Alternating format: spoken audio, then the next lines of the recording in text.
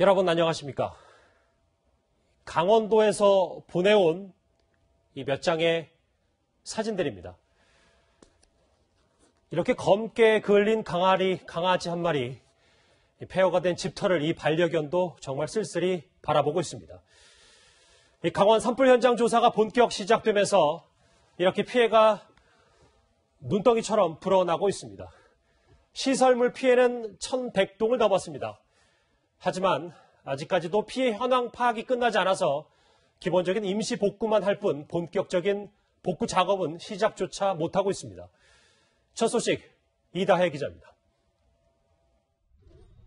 소형 크레인이 땅을 파서 물이 새는 수도관을 찾아냅니다. 화재로 수도가 파손돼 주민들이 3일째 물을 마시지 못하자 임시 복구에 나선 겁니다. 막아야 있는 사람도 먹으니까 일단 회관이 직결되어 있으니까 물이 나와야 먹지. 어젯밤 화재 진압이 완료되고 피해 조사가 진척되면서 주택과 시설물 등 재산 피해가 계속 늘고 있습니다. 수도나 전기 등 당장 주민 생활에 필수적인 설비들은 긴급 복구하고 있습니다. 하지만 피해 현황 파악이 아직 완료되지 않아 불탄 건물을 철거하는 등 본격적인 복구 작업은 지연되고 있습니다.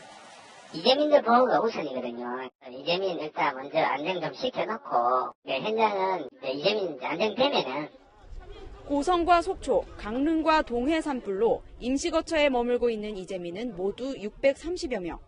정신적 충격을 덜어주기 위해 심리 상담도 진행되고 있습니다. 오늘 3일째인데 밥도 못 먹고 지금 내가 불쌍 쓰는 거야. 밥도 이렇게 벌벌 떨고 가슴이 쿵쿵쿵대도 우는데 말 못해. 정부는 지자체별로 산불 피해 조사와 이재민 지원을 지속하는 한편 뒷불 감시 인원 570여 명을 투입해 화재 수습에 집중할 방침입니다. 채널A 뉴스 이다혜입니다. 산불 원인 수사도 속도를 내고 있습니다. 고성 산불은 전신주의 개 폐기에서 비롯된 것으로 잠정 결론이 났고 이 강릉 산불은 도대체 어디서 불길이 시작됐는지 의문점이 참 많았습니다. 일단 소방당국은 산 중턱에 차려진 이 30년 된 신당의 재단을 의심하고 있습니다. 이어서 신선미 기자입니다. 차량들이 아파트 단지를 서둘러 빠져나갑니다. 강풍에 이리저리 날아다니던 불씨는 화단에 옮겨붙어 금세 불기둥으로 변합니다. 동해 망산까지 번진 불은 아파트 단지 바로 옆마을, 30년 된 작은 신당의 재단에서 시작된 걸로 소방당국은 보고 있습니다. 주민들이 평소 기도를 하는 곳으로 무속인 김모 씨가 5년 전 만든 시설입니다. 강릉 동해 지역 발화지점으로 지목된 신당 뒤편입니다. 이 재단 역시 이번 화재로 잿더미로 변했는데요.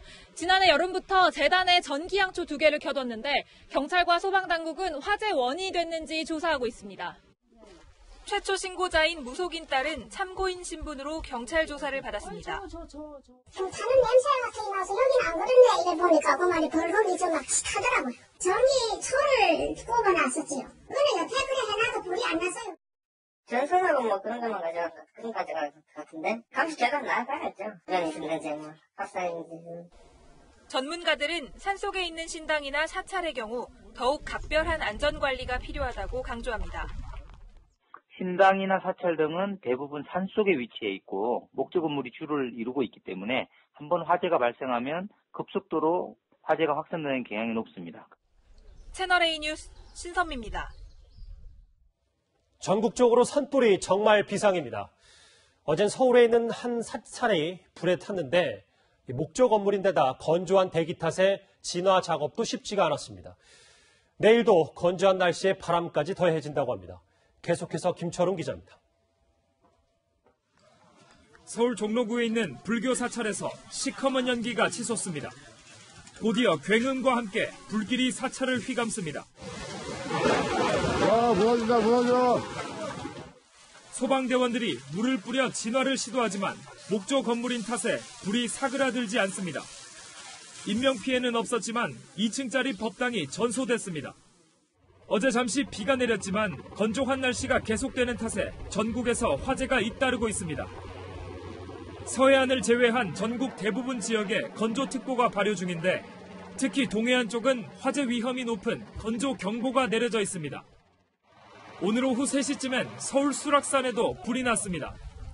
소방당국은 인근 사찰인 도안사로 불길이 옮겨 붙는 걸 막기 위해 소방차 20여 대와 헬기 5대를 동원해 1시간여 만에 불길을 잡았습니다.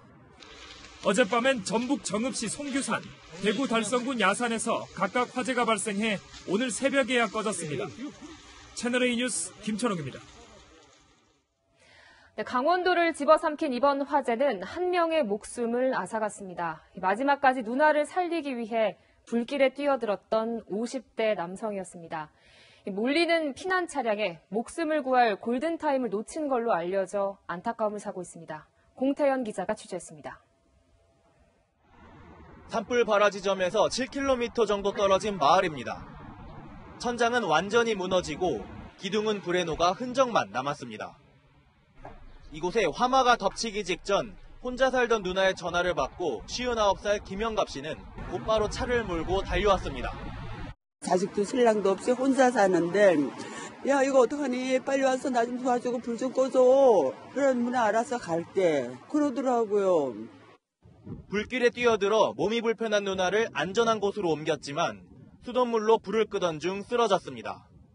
누님이 혼자 계시니까 구차하러 왔다가 유독가스를 많이 마셔가지고 누나가 멈춰 세운 승용차에는 마침 구급대원이 타고 있었고 김 씨는 병원으로 옮겨졌습니다. 하지만 한꺼번에 피난 차량이 몰리면서 목숨을 구할 수 있는 골든타임을 놓쳤습니다. 영갑아 괜찮니? 너 괜찮냐니까 누나 괜찮아. 저는 내가 죽는다고 생각은 요만큼도 안 했어요.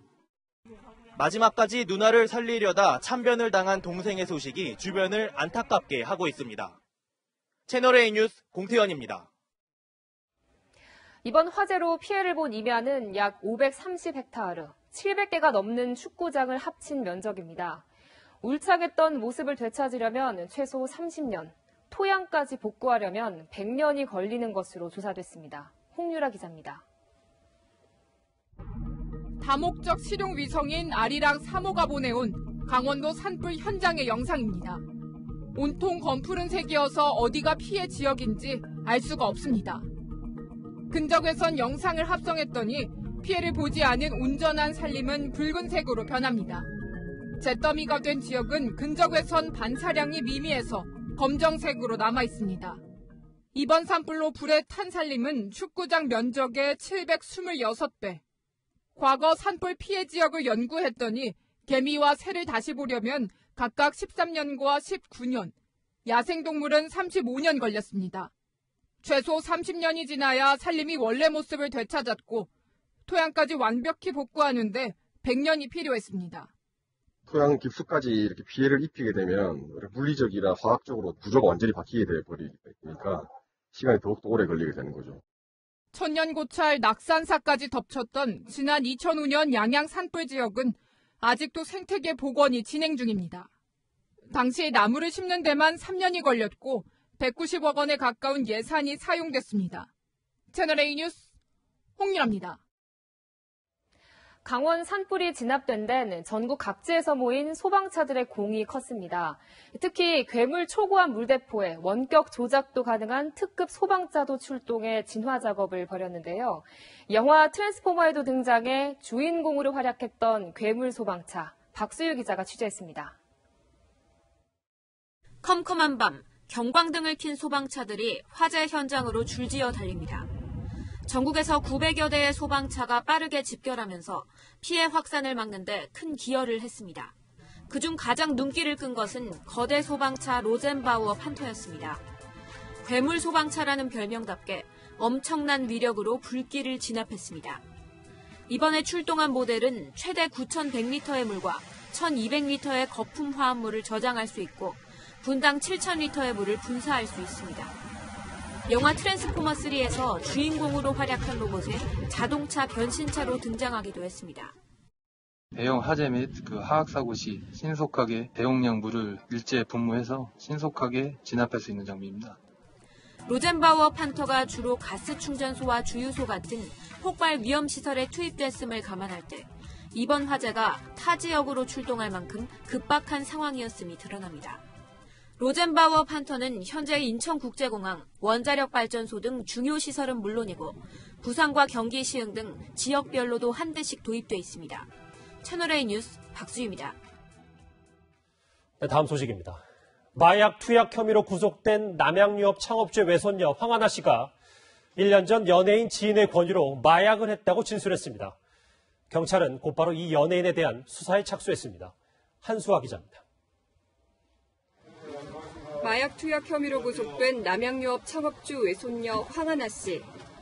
황 씨는 경찰 조사에서 지난 2015년 처음으로 필로폰을 투약했고 지난해 다시 투약하게 됐다고 진술했습니다.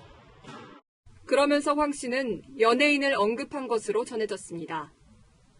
연예인인 지인의 권유 때문에 마약을 계속 투약하게 됐다고 진술한 겁니다. 황 씨가 자신의 혐의와 관련해 언급한 연예인은 한 명인 것으로 알려졌습니다. 경찰은 이 연예인에 대한 수사에 착수했습니다.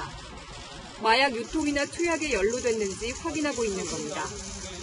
경찰은 조만간 해당 연예인을 불러 마약 투약을 권유한 경위 등을 확인할 계획입니다.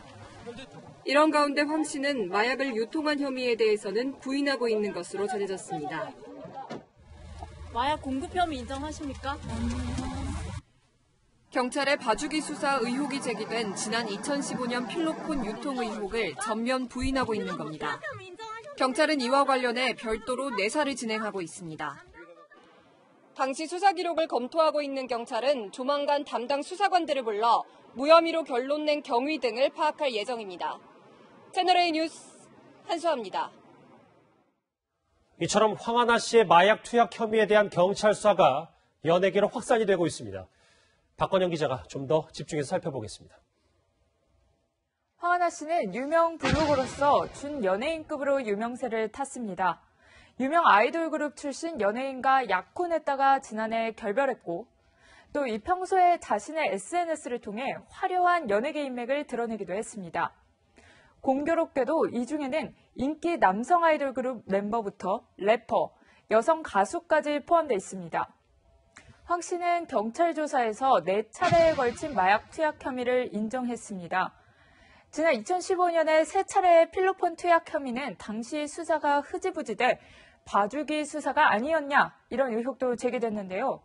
이 황 씨가 조사를 받으며 지난해 4월 마약을 끊었는데 연예인 지인 A씨가 마약을 강하게 권했다 이렇게 진술을 했던 겁니다. 경찰은 황 씨가 투약 경위를 진술하자 즉각 수사에 착수했습니다. 이 마약을 권할 정도였다면 해당 연예인이 직접 마약을 투약하고 또 유통까지 했을 가능성이 있다고 보고 있는 겁니다. 이번 마약 수사는 황 씨의 인맥에 따라 연예계 전반으로 확대되는 것 아니냐 이런 전망이 나오고 있습니다. 황 씨는 경찰 조사에 비교적 협조하는 것으로 알려졌는데요. 이 때문에 황 씨를 수사하는 과정에서 또 앞으로 황 씨가 지목한 연예인을 조사하는 과정에서 다른 연예인 등 유명인의 이름이 나올 가능성이 있는 겁니다. 연예인은 이 수사 대상이 포함이 될 거고요. 마약을 공급했다거나 마약을 판매한 사람들까지도 다 그 수사기관의 레이더망에 들어가게 되는 거죠. 황 씨는 다음 주까지 경찰서 유치장에 갇힌 채 추가 조사를 받을 예정인데요. 이 궁지에 몰린 자신의 상황을 타개하기 위해 경찰 수사에 적극적으로 협조할 가능성이 있습니다. 경찰이 황 씨와 관련한 마약 수사에서 어떤 결과를 내놓을지 관심이 쏠리고 있습니다. 채널A 뉴스 박건영입니다. 네, 가수 승리는 2년 전 필리핀 팔라완 섬에서 자신의 생일 파티를 열었습니다. 그런데 이 자리에 유흥업소 종업원 8명이 참석했던 것으로 확인됐습니다. 경찰은 여성 종업원들을 조사하는 과정에서 성매매 알선과 관련한 진술을 확보했습니다. 여현규 기자의 단독 보도입니다. 가수 승리는 지난 2017년 12월 필리핀 팔라완 섬에 있는 리조트를 빌려 생일 파티를 열었습니다. 경찰은 이 자리에 국내 유흥업소 여성 종업원 8명도 참석한 사실을 확인했습니다. 경찰 관계자는 여성 종업원 조사 과정에서 성매매 알선과 관련한 진술을 확보했다고 말했습니다. 승리는 생일 파티 당시 여성 종업원들의 여행 경비를 모두 부담한 것으로 확인됐습니다. 경찰은 이 비용이 성매매와 관련한 대가일 것으로 의심하고 있습니다. 생일 파티에 참석한 해외 투자자들로부터 새로운 투자를 받거나 기존 투자를 유지하기 위해 여성 종업원을 소개했다는 겁니다. 승리 측은 성매매를 알선한 사실이 없다고 부인하고 있습니다. 당시 6억 원의 비용이 들었는데 여성 종업원들뿐만 아니라 모든 참석자의 비용을 지급했다고 주장하고 있습니다. 채널A 뉴스 여현규입니다. 검찰이 김학의 전 법무부 차관에게 뇌물을 건넨 걸로 알려진 건설업자 윤중천 씨를 강하게 압박하고 있습니다. 어제와 오늘 윤 씨의 주변 인물들을 소환 조사했는데요. 윤 씨는 매주 찾던 교회에도 모습을 나타내지 않았습니다. 최주연 기자의 보도입니다. 서울 서초구에 있는 한 교회. 건설업자 윤중천 씨가 매주 찾는 곳이지만 이번에는 모습을 보이지 않았습니다. 지난 4일 수사단이 윤 씨의 사무실 등을 압수수색하자 공개적인 행보를 자제하고 있는 겁니다.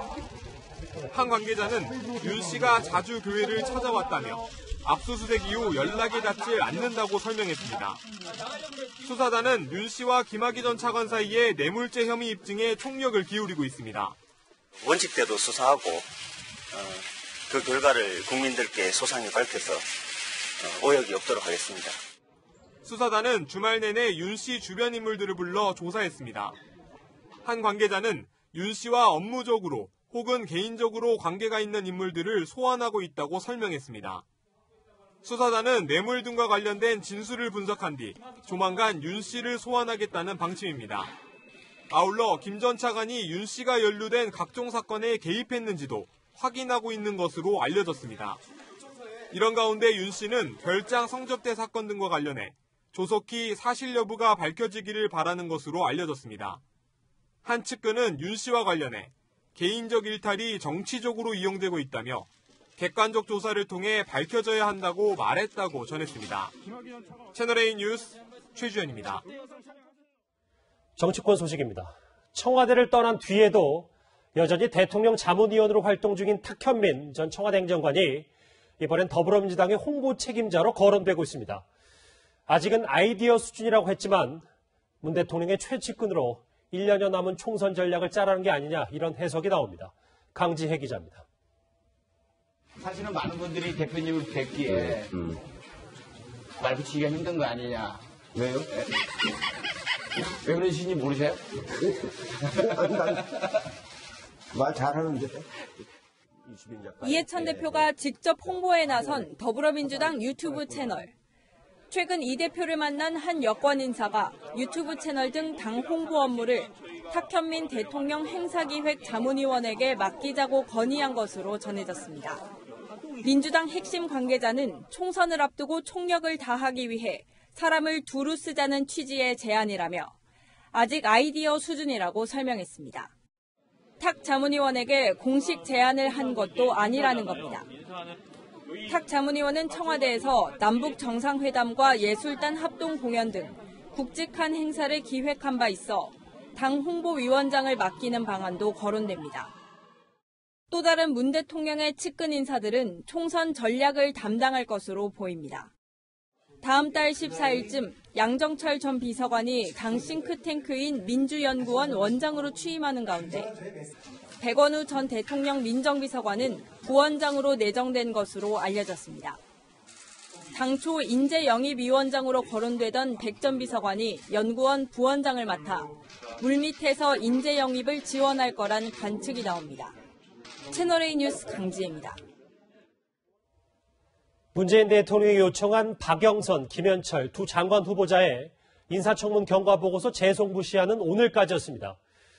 보고서 채택이 무산되면서 이르면 내일 두 후보자의 임명을 강행할 것으로 알려졌습니다. 야당은 국회 무시라며 반발하고 있습니다. 이민찬 기자입니다. 청와대는 박영선, 김현철 후보자에 대한 야당의 문제 제기를 정치 공세로 보고 있습니다. 청와대 관계자는 채널A와의 통화에서 두 후보자는 법적으로 잘못된 것이 없다며 청문 보고서 채택 없이 임명을 강행할 뜻을 내비쳤습니다. 청문 보고서 없이 청와대로 올라온 사람 중에서 역대 정권에서 대통령이 임명하지 않은 경우는 단 한 건도 없습니다. 9일은 국무회의가 열리고 10일에는 문 대통령이 방미길에 오르는 만큼 내일 임명할 가능성이 높습니다. 한국당은 박영선 후보자에 대한 공세를 계속했습니다. 후보자의 남편이 현대차 소송 사건을 수임했다며 후보자와의 연관성을 밝히라고 주장한 겁니다. 위선영선의 부창부수, 비리종합 선물 세트라는 실상이 만천하에 적나라하게 드러나고 있는데 민주당은 인권침해적 흠집내기에 법적 대응하겠다고 반발했습니다. 한국당은 인명 강행에 따른 전국 파행 책임은 정부에게 있다고 지적했고 바른미래당도 국회가 쑥대밭이 되든 알 바 아니라는 청와대의 고집이라고 비판했습니다. 문 대통령이 두 후보자를 임명하면 청문보고서 채택 없이 취임한 장관은 10명이 됩니다. 채널A 뉴스 임희찬입니다. 우리나라에서 가장 높은 123층짜리 건물을 계단으로 올라가는 대회가 열렸습니다. 계단 올라가기는 수직 마라톤으로 불릴 만큼 운동 강도가 높다는데요. 이민준 기자가 2,917개의 계단을 직접 올라갔습니다. 높이 555m로 지구상에서 5번째 높은 마천루. 그곳에 계단 2,917개를 뛰어오르는 대회가 있습니다. 전 세계 11개 초고층 건물에서 펼쳐지는 스카이런. 이번 한국 대회에 기자가 도전에 나섰습니다. 대회 일주일 앞두고 도착한 등번호. 본격적인 준비가 시작됩니다. 123층까지 올라가기 위해 전문가와 함께 훈련을 나섭니다. 시작은 가벼운 달리기. 오르고 또 오르고 30분도 안 돼 녹초가 됩니다. 역시 안 된다. 실제 계단 오르기는 고강도 유산소 운동이었습니다. 심폐 측정 결과 가벼운 달리기보다 강도가 2배 정도 높은 걸로 나타났습니다. 일반인들이 전력 질주했을 때 느끼는 정도의 강도라고 생각하시면 될 것 같습니다. 또 허벅지 등을 강화하는 근력 운동인데 해당 근육에 가해지는 압력은 걷기보다 2배 이상 높았습니다. 다만 무릎이 체중의 75%를 지탱하는 만큼 관절 부상 위험도 있습니다. 1년 전 왼쪽 무릎을 수술한 기자는 근력 수준이 적정치에 살짝 못 미쳤습니다. 그래서 전문가의 도움으로 허벅지 쪽 근육을 집중적으로 키워나갔습니다. 드디어 대회 당일, 긴장된 마음으로 정상을 향해 출발합니다. 초반 10층까지는 속도를 냈지만 40층부터는 다리가 움직이기조차 힘듭니다.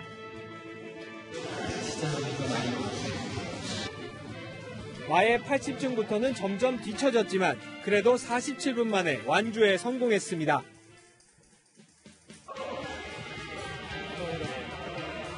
성공했습니다. 123층 계단 오르기에 완주하며 그 성취감은 마치 하늘을 나는 것 같습니다. 거기에 전망대에서 보이는 서울 도심의 모습까지 스카이런이 주는 또 하나의 매력입니다. 쇼미더스포츠였습니다.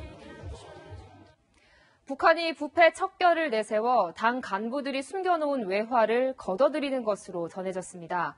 2차 북미 정상회담 결렬로 제재 완화에 대한 기대감이 사라지면서 고위층의 비자금, 일명 장롱 예금을 외화 확보 수단으로 쓰고 있다는 겁니다. 안건우 기자입니다. 부정부패를 척결한다며 당 간부들을 단속해온 북한.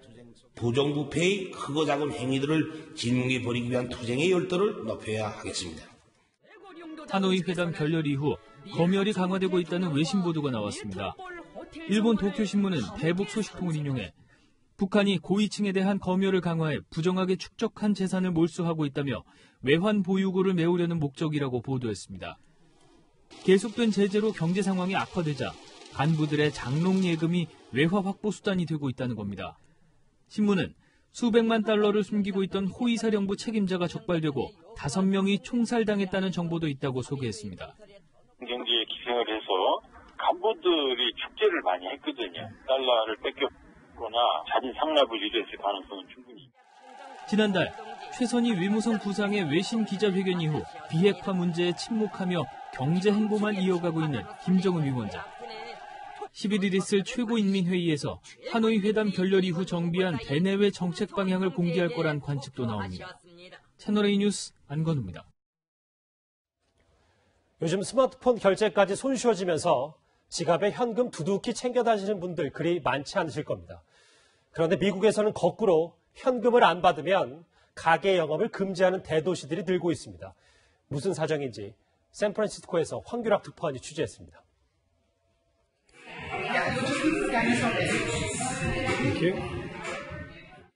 스마트폰에 등록된 신용카드로 자동 결제되는 무인 편의점. 물건을 짚고 그냥 나오면 됩니다. Very convenient, very fast, and you get to go at your own pace, and it saves a lot of time. And with so many busy people here in Silicon Valley, it's like. 이곳 샌프란시스코에서는 이렇게 무인 가게들이 계속 늘어나고 있지만 최근 들어 시정부에서 이 무인 가게의 영업을 재검토하겠다고 나섰는데요. 이유는 바로 현금을 받고 있지 않기 때문입니다. 신용카드나 은행 계좌가 없어 현금을 쓰는 저소득층을 배려해야 한다는 겁니다.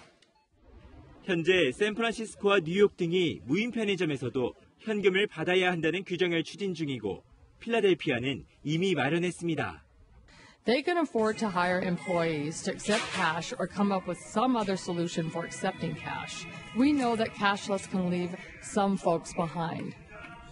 그러나 일각에서는 현금 대신 카드 사용이 늘어나고 있는 상황에서 혁신을 저해야 하는 시대에 맞지 않는 정책이란 비판도 나오고 있습니다. 미국 샌프란시스코에서 채널A 뉴스 황규락입니다.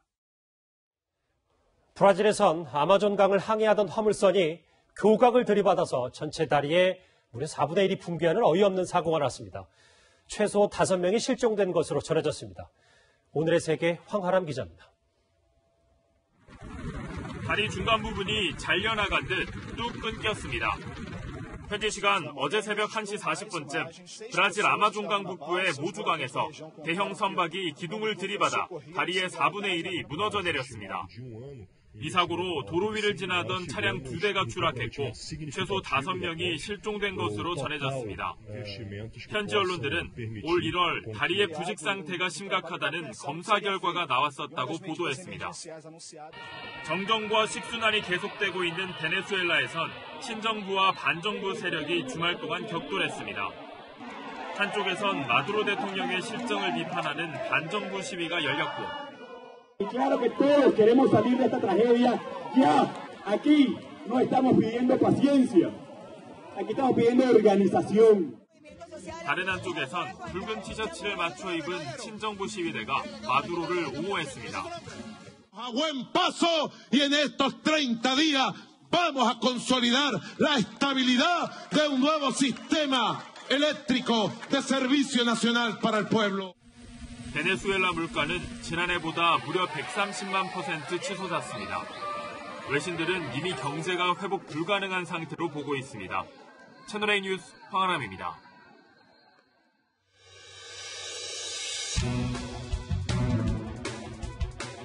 얼음판 위에서 펼쳐진 이상화 선수와 일본 고다이라 나오 선수의 뜨거운 포옹 기억하시나요? 평창 동계올림픽 스피드스케이팅 500m에서 선의의 경쟁을 펼친 두 선수가 레이스를 마친 뒤 우정의 포옹을 나눈 모습인데요. 진정한 스포츠맨십으로 감동을 선사했던 두 선수가 평창 기념재단이 주최한 시상식에서 한일 우정상의 주인공이 됐습니다.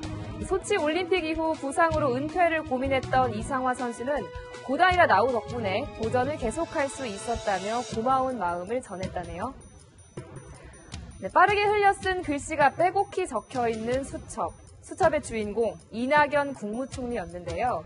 어제 산불 대책회의 때 이 총리가 직접 메모한 수첩 사진이 언론에 공개된 겁니다. 어떤 내용이 있었는지 살펴볼까요? 해야 할 일이라고 적혀있는 메모엔 산불 진압과 피해자 지원, 또 향후 대책까지 꼼꼼하게 적혀 있습니다. 국민들께서 이웃의 아픔을 함께 아파하는 착한 심성이라고 적은 대목도 눈에 띄는데요. 피해 현장에서 보고 들은 내용을 적은 걸로 보입니다. 이 총리는 20년 넘게 신문기자 생활을 했는데요. 실제 기자들이 취재 수첩의 취재 내용을 기록하는 것과 비슷한 방식이었습니다. 오늘 평양에선 북한 김일성 주석 생일인 4월 15일 태양절을 기념하는 국제마라톤 대회가 열렸습니다. 외신에 따르면 평양 만경대상 국제마라톤 대회에 1,000명 가까이 되는 외국인이 참가했다는데요. 지난해보다 2배 이상 늘어난 규모입니다. 동성애자들에게 돌을 던져 죽이는 벌이 있다면 상상되십니까? 브루나이에서 지난 3일 시행한 새로운 형법에 실제로 담긴 내용입니다. 뿐만 아니라 간통죄를 저지른 사람 역시 돌을 던져 죽이는 투석 사형제, 또 절도범의 손목이나 발목을 절단하는 잔인한 내용도 있는데요. 이런 사실이 알려지면서 조지 클루니 등 유명 인사들은 브루나이 왕가가 소유한 호텔의 불매 운동을 촉구했습니다. 국제사회 역시 야만적인 형법을 폐기하라고 요구하고 있습니다. 지금까지 끝판 뉴스였습니다. 맑았던 중부와 달리 남부는 종일 흐린 하늘이었습니다. 오늘 밤 9시까지 전남과 경남, 제주에 5에서 10mm의 비가 돌풍과 벼락을 동반하며 요란하게 내리겠고요. 곳에 따라 우박이 떨어질 가능성도 있습니다. 비가 내리며 이들 지역의 건조특보는 해제됐지만 대부분 지역의 대기는 매우 건조합니다. 동해안을 중심으로 건조경보가 발효 중인데요. 다시 바람까지 강해져 내일 서해안과 영동, 경북 동해안에 초속 10m 안팎의 강풍이 불겠습니다. 건조한 날씨에 바람까지 더해져 화재 위험이 높은 만큼 화재 예방에 각별히 주의하셔야 합니다. 내일 오전까지 일부 남부 지역에서 미세먼지 농도가 높겠고요. 제주는 추가로 국외 오염물질이 유입돼 종일 나쁨 수준이 예상됩니다. 오늘 밤부터 내일 아침 사이 남부 내륙으로 안개가 짙게 끼겠고요. 이후 햇살이 비치며 전국이 대체로 맑겠습니다. 내일 아침 기온은 서울 7도, 전주 5도, 대구 8도가 예상되고요. 낮 기온은 서울시 6도로 오늘보다 4도 정도 낮겠고 남부는 전주 19도, 광주 20도 등 20도 안팎까지 올라 포근하겠습니다. 당분간 온화한 봄 날씨는 계속되겠고요. 화요일에는 충청 이남에, 수요일에는 전국에 비 소식이 있습니다. 날씨였습니다. 오늘 뉴스에이 준비한 소식은 여기까지입니다. 네, 저희는 다음 주 토요일 다시 찾아뵙겠습니다. 시청해주신 여러분 고맙습니다.